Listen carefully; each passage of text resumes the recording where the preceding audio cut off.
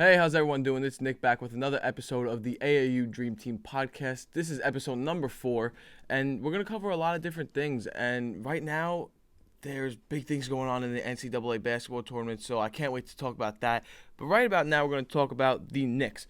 The big question, with about 10 or less games left in the season, will the Knicks make the play-in spot? And the answer to that is I do not think they will. The reason I say this is because they're 5 games out of the 10th seed, which is the last playing game, and unfortunately, it's the Hawks, and the Hawks are playing really, really well as of lately. So the Knicks are playing well too, but when the Hawks aren't losing games and the Knicks are winning games, it makes it hard, obviously, to gain the games that you've missed. So right now, what is wrong with this Knicks team? Why are they not the Knicks team that I was watching last year, the Knicks team that was so good that I should expect a win every night out of them, no matter down 15, down 20, I could believe that they're going to come back and win, which they did multiple times last year.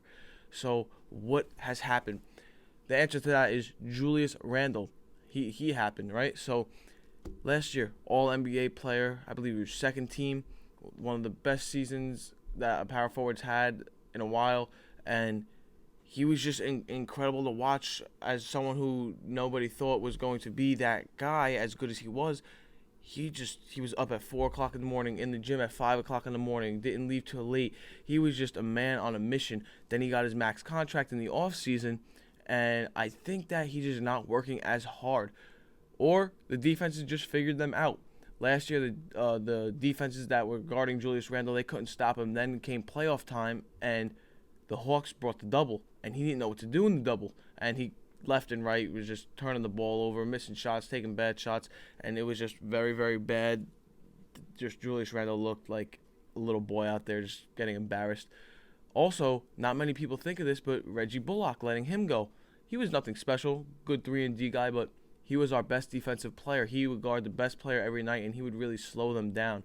This year, we don't really have that guy. We have R.J. Barrett's playing good defense and all, but he's nowhere near Reggie Bullock. So losing him really hurt. We thought re-signing guys like Noel, Burks, people like that, Gibson, we thought that'd be good. Noel's been out pretty much the whole season. Burks is nowhere near his self last year. So it just hurts us in that aspect. And he's supposed to be the leader, Julius Randle. He's supposed to be the leader of this New York team. He's supposed to be the all-star, the leader, the guy who's going to bring us constantly, year after year, playoff spots. He's none of those this year. And he's just letting New York fans and other teams as well get into his head. There was a point this year where Julius Randle gave the Knicks fans a thumbs down at Madison Square Garden. You don't do that. Even if they're booing you, there's plenty of guys that have gotten booed at MSG. You do not let the fans get in your head, because once you betray the fans, they'll never ever love you again. Julius Randle got lucky, and the fans were back into him after he apologized, but you just don't do that especially as a New York player. And Julius Randle's been out a little bit this year. The past 3 games he's been out with a sore quad, which has let Obi Toppin play a lot more. He's been starting, and he's been playing really, really well, which is great because we had the 8th pick in the draft last year, or I should say 2 years ago, and he been playing very well when he gets his minutes. But being shadowed behind Randle, especially his first year, he's not going to get all the minutes because nobody thought Randle was going to be an all-star like this. So now that Randle's finally out the other night, Obi Toppin had an 18-11 game. So when he's in, he does play very, very well. He's able to space the floor. He's always running, always cutting, things that Julius Randle doesn't particularly do well. So he brings a different dynamic to the game. So my knowledge right here, my acknowledgement would be clear the house. Julius Randle has been playing much better lately, but their offense is the problem still. They aren't gelling well. How many people thought they brought in Fournier and Kemba Walker in this offseason? They thought it would elevate their offense to new heights, and they would be so good. Kemba being the point guard that we didn't think we would have. We had Elfrid Payton last year, and that obviously anything from Elfrid was an upgrade. So bringing in Kemba, I thought, okay, we got him on a 2-year, $16 million deal. We're giving him a bag of chips for a contract, basically, for a player whose ceiling is so high, but his floor is so low. So we took the chance, Tom Thibodeau came out and said that he didn't want Kemba. He wasn't thrilled about the signing, but we signed him anyway. And he hasn't been doing good. The things that we thought he could possibly do, he hasn't been doing. Fournier, on the other hand, we thought he would stretch the floor in ridiculous ways. We gave him a lot of money. I think we gave him like 4 years, $72 million, I believe. So he was making around $17 million a year, whatever the contract was. I'm not sure, but we thought he'd be able to hit threes, space the floor, take guys off the dribble. And don't get me wrong, there are some games where he is doing that at such a high level. This year, he just broke the record for most threes made in the season by a Knick. He beat John Starks. And you would think that he was one of the best players that we had, but he's too streaky. There's some games where he can do it all. He's hitting threes, he's dropping 40. There's some games where he has 2 points and he has an off shooting night and he's just not spacing the floor. So right there, 2 big guys we brought in the offseason, no effect. He's just too streaky in my opinion. Kemba got benched midway through the season, brought him back. Then he started dropping 50-point games, triple-doubles. Then he got benched again. His knee, he can't play back-to-back games. It really just hurts him a lot. And honestly, R.J. Barrett is, I believe, our youngest player or one of the youngest players on the team, but he's also our best player.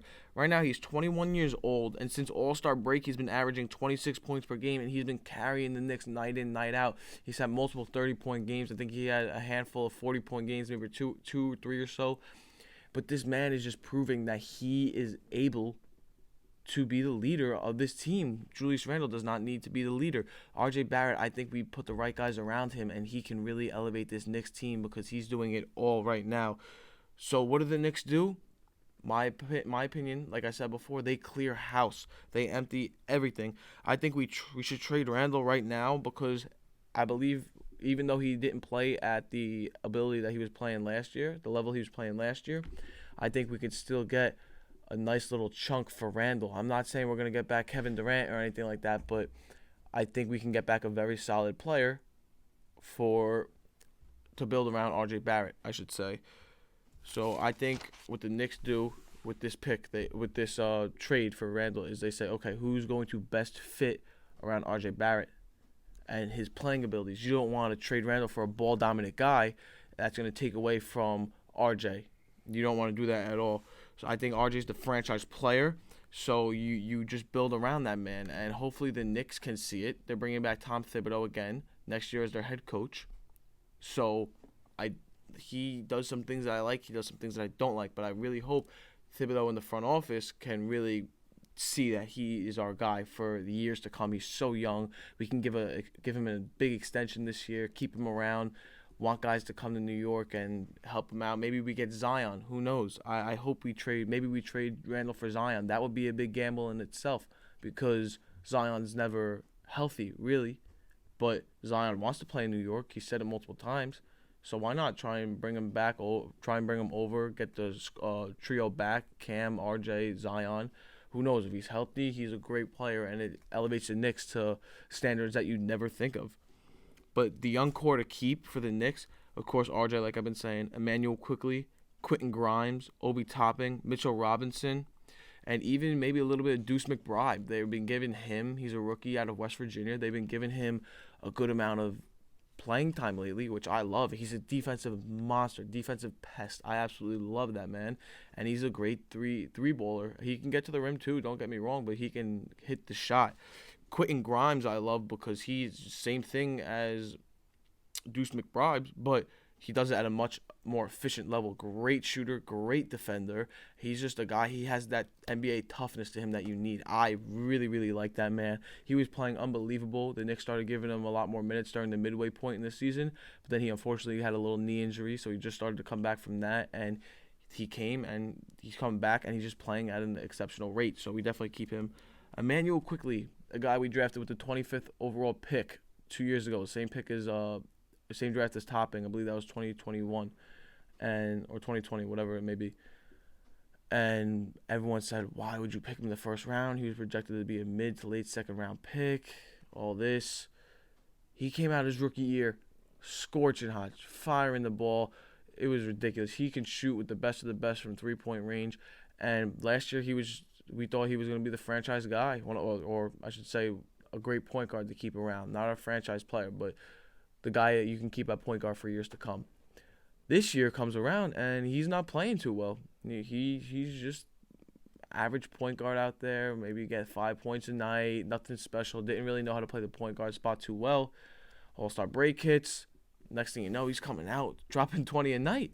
And it's amazing to see that the old Quick is back, and he is just doing a great job of being able to dish off the ball as well. So he's not only chucking 50 shots a night with 0 assists, he's having 25-point games with 7 assists, 8 assists. He's playing really well, great floor general, knows how to push the pace at a level that is great for the NBA and the Knicks team. So definitely keep him around. Obi Toppin, I touched on him a little bit, but when he gets his minutes, when he plays, when he's not shadowed behind Julius Randle, he is a great player in his own way. He's not a guy that's ever going to be like Julius Randle coming down the court and chucking his threes and hitting them. Obi Toppin can hit the three, but he's not a guy that's going to pull it right in your face and you have to be a threat like that. No, he could shoot the open three if he has it. He's a great off-the-ball player, I should say. So he's definitely a good fit for this Knicks team to build around RJ. He doesn't need the ball in his hands 24/7. Mitchell Robinson, one of the best shot blockers in this league. Even if he doesn't block a lot of shots, he alters so many of, let's say, a guard going through the paint. He alters the shot so much that does not show up on the stat sheet, but when they take Mitch out and let's say the Taj Gibson goes in, he's not as big, he's not as long as Mitchell Robinson, so he doesn't have the same effect as Robinson does. So you definitely keep him around. Players to keep that are not a young core is, I say, Derrick Rose. You want to have one veteran on the team to really be able to talk to the guys, and a lot of the Knicks players have already said D Rose is that guy that helps out all the young players trying to find their way in the league that may be struggling. He really mentors them in a way that not a lot of players can. Derrick Rose has accomplished so much in his career, even with his injuries. So we definitely keep him around. I say keep Cam Reddish around as well because he started to play really, really well towards prior to the little injury he had that's keeping him out for the season. He started to play very well once he found his rhythm on this Knicks team. He was playing at a very, very good rate. I say we keep him around. He's a young player as well, so a lot of people to build off of. And we just see who we can get for Randle. You know, we even if we had to put a little package deal together to get a nice little piece back, I think you just need to get rid of Randle, as goofy as that sounds, because he's the guy for New York. You gotta get rid of him. He is not going to be able to lead this Knicks team to a championship level playing ability, I should say. So yeah, I think we get rid of him. Players we get rid of, I think we get rid of Randle, Fournier, Kemba, Burks, Taj, Noel, and Jericho Sims. I wouldn't mind if we kept, but I don't think he's ever going to be anything too great at this NBA level. He's a good young player, but he's never going to be the franchise center for any team, in my opinion. So I think we dump those guys because Randle's taking up a big chunk of your contract. Fournier, Kemba's just sitting on the bench, useless. I love Burks, but he's got to go. I think we could, these are guys we could package in a little trade deal with Randle. Taj is old. Noel's always hurt.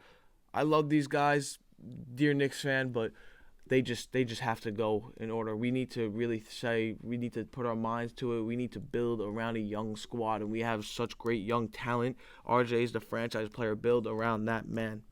I hope we can turn it around in the next few years. RJ is the key to that, in my opinion, but I just really hope the Knicks don't goof this up and keep Randle and all these old guys and sign useless players. That's what we need to do. As much as it may hurt, we need to get rid of these guys. So moving on to a little different topic now.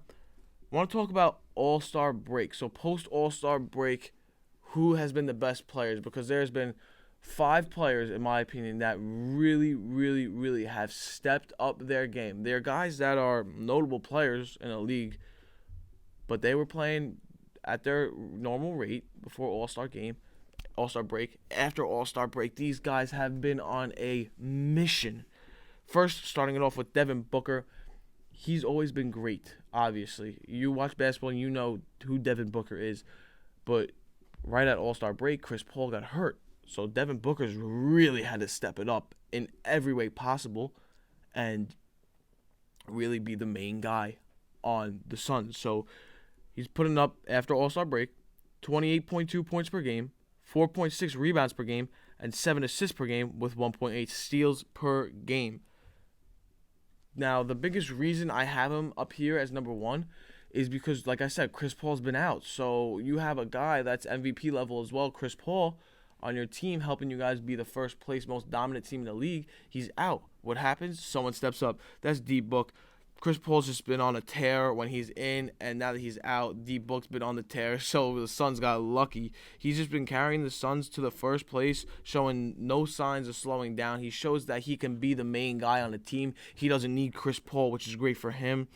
The Suns, like I said, are in first place, so he's really saying to his team, guys, don't worry about it.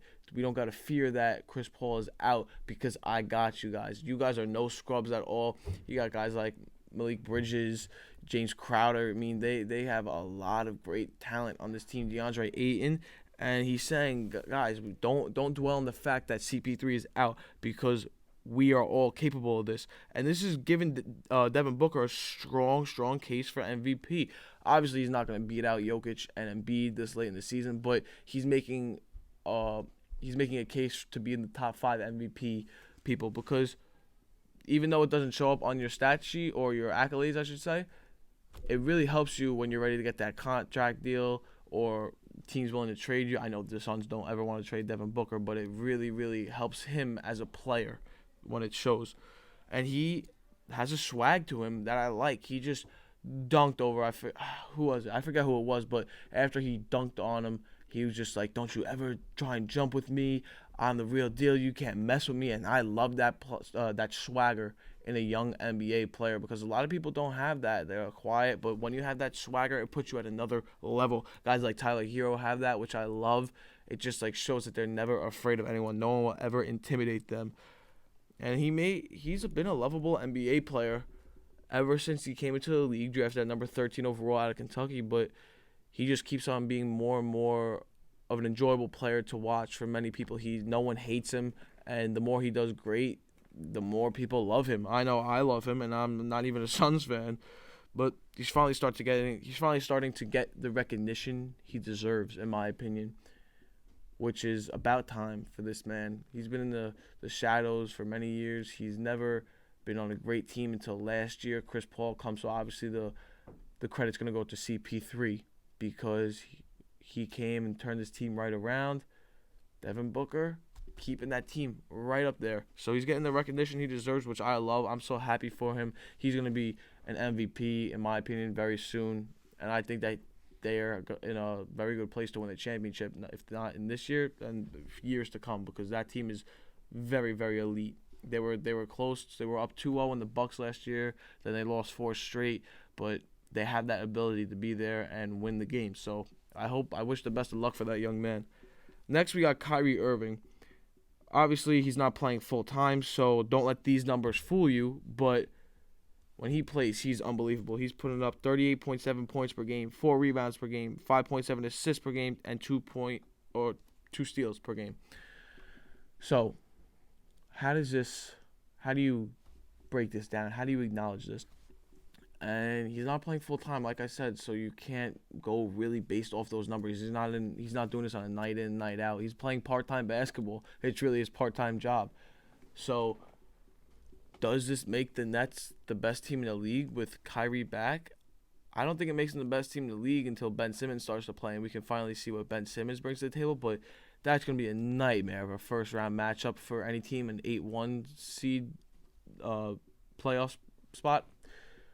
But if Kyrie can consistently drop these numbers, then this team Kyrie is just unbelievable. This team is going to excel to new heights. Regardless, he's still a great player if he plays full-time or not. But now he's finally able to play full-time, which is why I say the 8 versus 1 seed is going to be very scary because he can play, if it comes down to it, all 7 games in each series. And who knows, this can be the first playoff series where the 1-8 seed goes to 7 games or the 8 seed wins 4-0, depending on who goes and becomes first place. If Ben's back for the playoffs, I just think that this team is going to the championship. I don't think that with a defender like Ben, I don't think any team's really going to be able to stop KD, Kyrie, even Ben on offense, but Ben on defense, locking down your best player while you got KD and Kyrie. It's unbelievable. Next off, we have Tyler Hero. Since the All-Star break, he's putting up 24.2 points per game, 4.7 rebounds per game, 3.5 assists per game, and 0.8 steals. He is instant offense off the bench. He does not start. He plays the sixth-man role, which is perfect for him because the Heat have a very loaded team. They have very great talents at each of the 5 spots on the court. So having this guy, obviously he can start if he wanted to, but having this guy come off the bench and have instant firepower, it helps out a lot because you don't have to worry about constantly leaving your starters in the game. And the other players on the bench, you don't have to depend on them so much. Even though they have great players off the bench, they got guys that can hit the 3-ball like Max Strux, but it's very, very nice to be able to have a firepower like this off the bench. He is in the voting for Sixth Man of the Year. He should undoubtedly win it, putting up numbers like this. This is starting level talent coming off the bench. So, yes, I think he wins Sixth Man of the Year, especially because he's shooting at such a high percentage. He's shooting 45.3% from the field and from three-point line, I should say, and he's shooting 50.7% from inside the arc, which is very, very good. Not a lot of players have the ability to shoot even the highest of the highs, like KD, great shooters like that. He just shooting at the high percentage, which elevates his game, makes him so much more dependable because he's not chucking up million shots per game and only making, let's say, 4 out of 10 shots.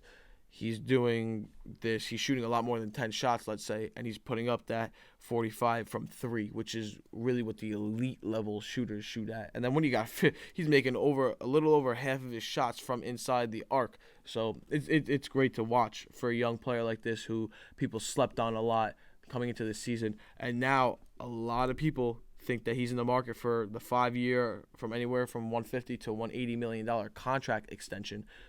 You don't see that often from a sixth man at all. I covered this a little bit in my second episode, so if you guys want to hear about that, I broke down the Eastern Conference teams with my uncle.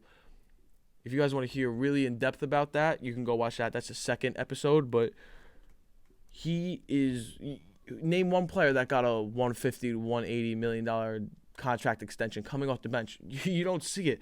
So he's just a gem to have on that Heat team. Next up, we got Jason Tatum. I love this man. Again, in my second episode with my uncle, we dove into the Celtics, breaking them down. We broke down the Eastern Conference teams.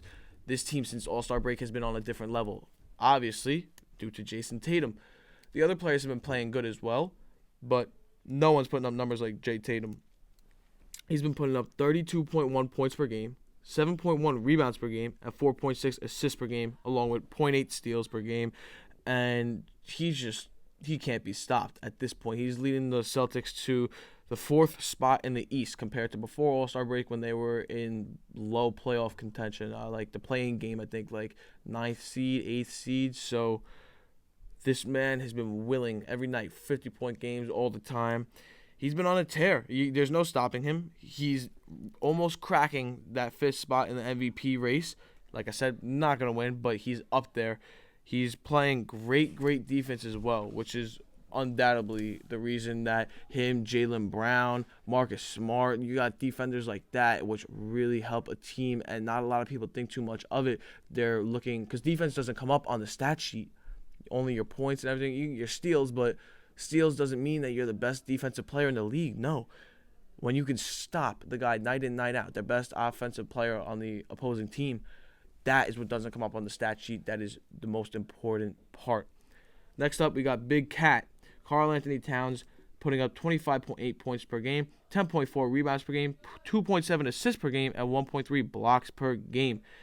The Timberwolves, that team's been on a tear. Won 10 of 12 last games.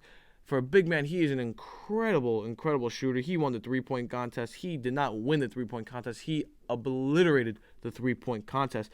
From deep, he's shooting 54.5% from the field. What big man shoots a lot of threes per game and puts up 54.5% from 3? That is unbelievable. That's very, very good for a big man. When you have a big man that can space the floor like that, because a lot of teams don't have to worry about guarding a big man out there. But no, he can shoot, he can put it on the floor and take you to the hole. So he's one of the most dynamic. It's probably Joel, Jokic, and then Kat for the most dynamic big men in the league that you have to watch out for. The other month he had a 60 and 17 night. He had 32 and a quarter that night. It was ridiculous. When you have a guy that could put that on display along with great young talent like D'Angelo Russell and Anthony Edwards, that team is going to be very, very good within, I'd say, the next year or so. They're right now 7th in the West, so they are in a playoff spot, still in the playing game, but I think that they can win it, and I think they have great potential this year. I don't think they're going to win a championship, but I could see them. It wouldn't surprise me to see them in the second round of the playoffs. But in other news, James Wiseman, he is out for the rest of the season. Now, this is no breaking news or anything too important because he's been out this whole season, and the Warriors have been able to do their damage without him. So everything that they've done is no part because of him. But when he's healthy, he's a great player, great young player. This is supposed to be his second season in the NBA. But he's recovering from a torn meniscus. It was just supposed to be a meniscus tear, and he just still isn't ready.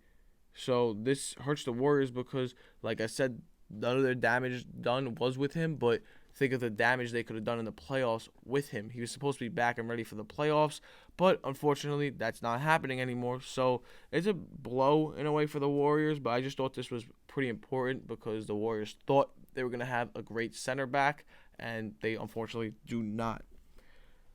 Now we're going on to the Heat.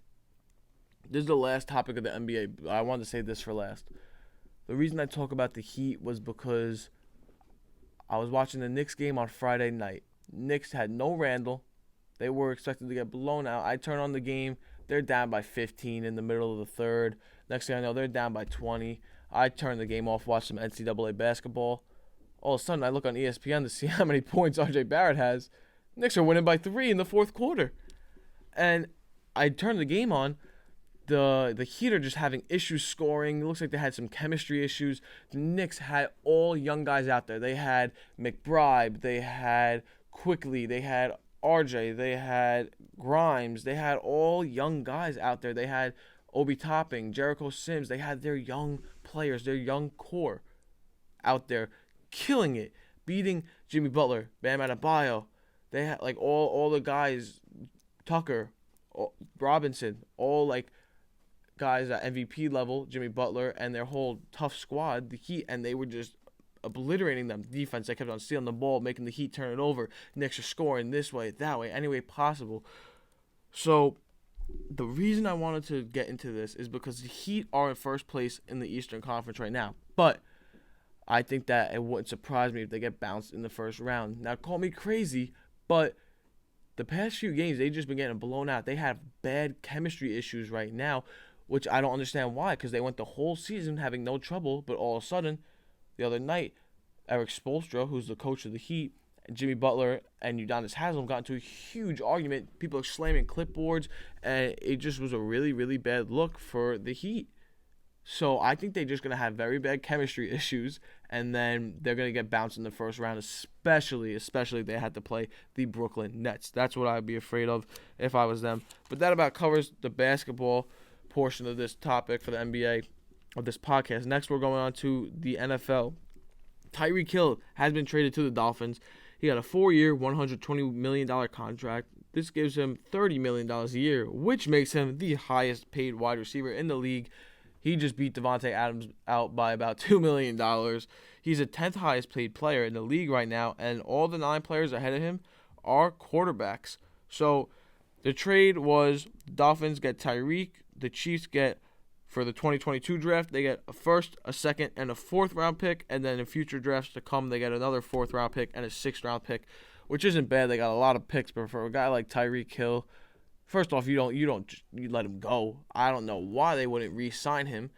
Sure, they signed Juju Smith-Schuster, but I mean, you gotta keep Tyreek. You're trying to win Super Bowls. You already have that loaded talent. How do you give away your best wide receiver and only for 1 first? I would try and get at least 3 first-round picks for him. I mean, I know it's a lot to ask for, but that man, you don't let him walk because you don't want to pay him. You step up and you have to pay that man. I know the cap may be limited because of Pat Mahomes, but still, you have to keep that man around. You don't just let him walk off like that. So Tyreek's accolades: he has 56 career touchdowns. He's a 6-time Pro Bowler, 3-time All-Pro, and 1-time Super Bowl championship winner. This is my favorite stat. Tyreek Hill's receiving touchdowns since 2020. 24. 24 touchdowns since 2020. The whole entire Dolphins team receiving touchdowns since 2020. 24. Tyreek Hill has the same amount of touchdowns as the whole entire Dolphins offense since 2020. I thought that was pretty eye-opening, because now you bring this guy to the Dolphins. They have a pretty good quarterback in Tua, but he does scare me because obviously he's nowhere near Patty Mahomes. But you have Jalen Waddle and Tyreek Hill. This is now the fastest duo in the NFL right now at wide receiver position. So I think that they'll be dangerous in that aspect of speed. There's not going to be a lot of people who can cover these two guys. But is this a good move for the Dolphins? Is it a good move for the Chiefs? Is this a good move for Tyreek Hill? For Tyreek Hill's career, I don't think so, because when you went from Pat Mahomes throwing you the ball, one of the best quarterbacks in the league, if not the best quarterback in the league, you went to Tua. That's a big downgrade. I hope that Tua can step up and be the guy he was supposed to be, but Tua is nowhere near Patrick Mahomes. So for his career, it's not going to be as good because he might not have as many balls placed where they should be. It might be a little harder for him. But for Tyreek Hill's life, 100% it was a great move. He went from Kansas City, where you got a lot of cold days, a lot of cold nights, to Miami. He wanted to go to Miami so bad. He wanted to play. He wanted to be in nice weather, have a beach house. He's already, the first day he got to Miami, he was already at the beach celebrating. A reporter asked him if he was upset. He said, "What's there to be upset about? I'm in Miami. I'm partying. I got a little Hennessy in my hand. I got my family here. I'm on the beach. This is awesome." So he's definitely happy for his life, but it'll make the Dolphins 100% a better team because you didn't have a wide receiver with Tyreek Hill's talent before. Now you do. He's really good in the fact that he's one of the best at creating separation. His speed has a big thing to do with that. So if Tua can put the ball where it needs to be, just a little in front, this team is going to be good. It wouldn't surprise me if I see them in a wild card spot. I don't know about first place, but I could definitely see them in a wild card spot. I think everything will be fine. And if Tua's not the answer, then they'll go out and they'll have to get a quarterback that's going to be the answer, because they don't want to waste the time they have with Hill and Waddle. So that will do it. I mean, there's always, when you have Hill on your team, you're gonna have a good wide receiver. The quarterback might be the only problem there. It's definitely an upgrade for Hill. Not in the football aspect, but in his life. It'll make him happier, in my opinion. So the Packers are looking to sign DK Metcalf or Tyler Lockett. This would be a big pickup for the Packers, because they don't have a real wide receiver 1 or wide receiver 2 at this point. And the quote-unquote wide receiver 3s, when they had from last year's team, the quote-unquote wide receiver 3s, a lot of scouts say they would be maybe the 4th wide receiver on any other team. So now Aaron Rodgers' wide receiver 1 is now a wide receiver 3. So I think that's a great move to go out and look at DK or Tyler Lockett. I would more so go for DK because he's a much bigger target, and that's what Rodgers likes, a bigger target. But Lockett's a very skilled wide receiver too. I think that you bring over DK and this team is back in business. But with Devontae Adams leaving and Marquez Valdez leaving, they're definitely in that hole at that wide receiver spot.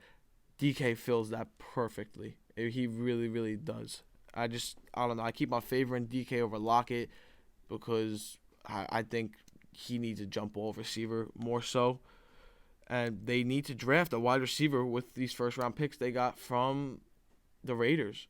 Even if you do get DK, I think you really need another wide receiver. Offense, everything else is good. Defense will hold up, but that wide receiver in the first round will help significantly for this Packers team. And if they can get DK and they can draft a wideout, I think that they'll be in business right back where they were. Maybe even better, because now you have 2 good receivers. But now we get into my favorite part of this podcast, the NCAA basketball tournament. Right now I'm going to cover a little bit of each round for you guys, and I'll tell you where we're at. So In the round of 32, number 5 Houston beat number 4 Illinois 68-53. Houston's a tough team. I did expect them to beat Illinois, even though Illinois was ranked a little higher. I just thought that Illinois was a little bit of like a bluff 4 team. Number 2 Villanova beat number 7 Ohio State. No surprises there. Nova won 71-61.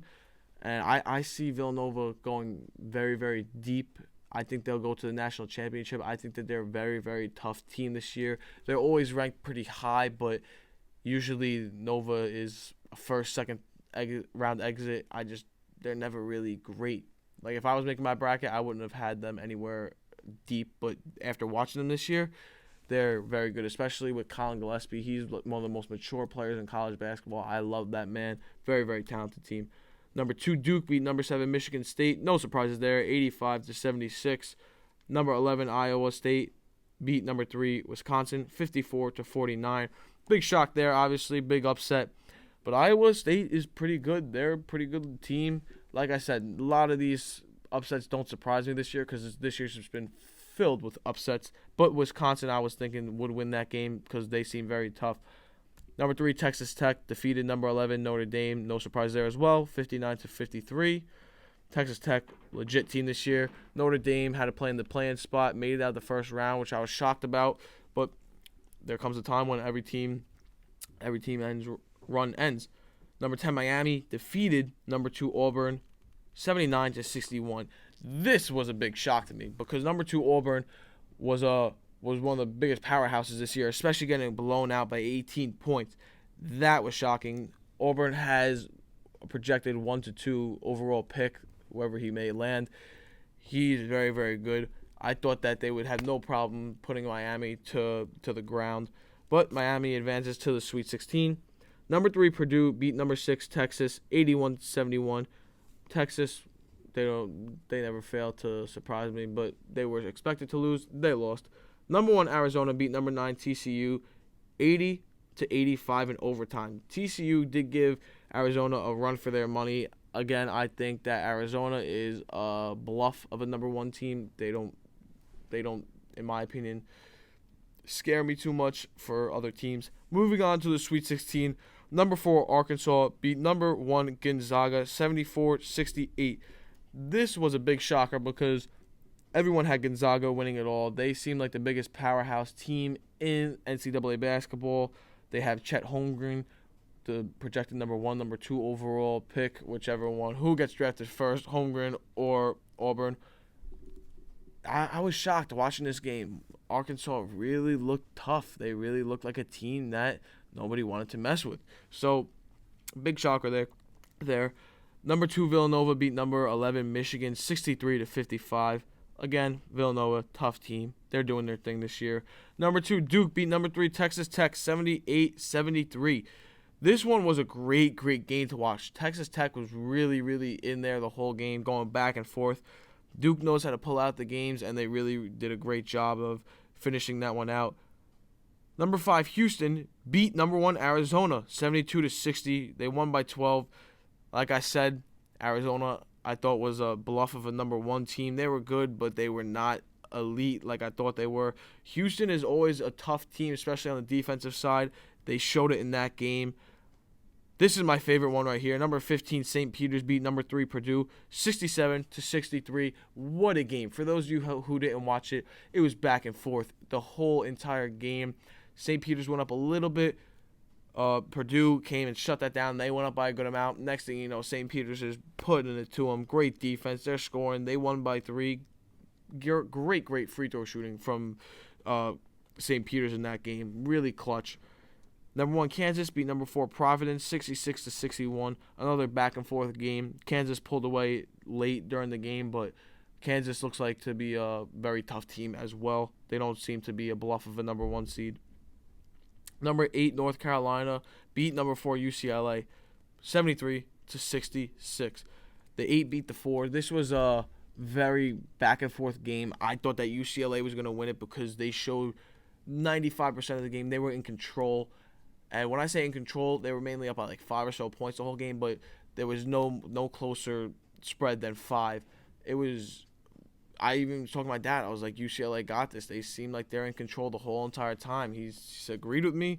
Next thing you know, North Carolina turns it around, beats them by 7 points, and shocked a lot of people watching that. Last, number 10 Miami beat number 11 Iowa State 70-56. I thought Iowa State was going to win it, not going to lie, but Miami really showed right there that they're a team to be worried about. And it gained my respect because this is the first time in history that the Miami has gone to the Elite Eight. So the Elite Eight, we got number 4 Arkansas versus number 2 Duke. I believe that Duke is going to win that. They ended up winning, so they're in the Final Four. Number 8 North Carolina versus number 15 St. Peter's. That game is on today, so I'll update you guys with that a little later. Number 5 Houston versus number 2 Villanova. I had Villanova winning. They ended up winning last night as well. Number 1 Kansas versus number 10 Miami. I have Kansas winning that. Kansas is the only number 1 seed left in the NCAA tournament, and they're pretty legit. So the winners so far are Duke and Villanova, and I think that St. Peter's is going to win that game against North Carolina, and I think that Kansas is going to beat Miami. I would love for St. Peter's to win, but how awesome would a North Carolina versus Duke Final Four matchup be? Duke wins it. The next thing you know, Coach K goes out on top, beating his arch rivals. That would be awesome. But come on, you can't root against St. Peter's. That's where everyone's hearts are really at. So Final Four, Duke versus St. Peter's, Nova versus Kansas. Duke, unfortunately, I really think is going to beat St. Peter's. St. Peter's has done their thing, but when you're going up against Duke, that's a really tough task to give a number 15 seed. I think Duke's unfortunately going to win that. Either way, it's a win-win because Coach K could be in the finals one last time, and St. Peter's could be in the finals for the first time. So that'd be awesome. But number 2 Nova versus number 1 Kansas. I have Villanova winning that. Kansas, good team, tough number 1 seed, but Villanova, they're just a force to be reckoned with right now. They're really sticking it to their opponents. I think that they're a great team this year. Kansas is just going to come up a little short. So my national championship game, I got number 2 Duke versus Villanova, number 2 seed as well.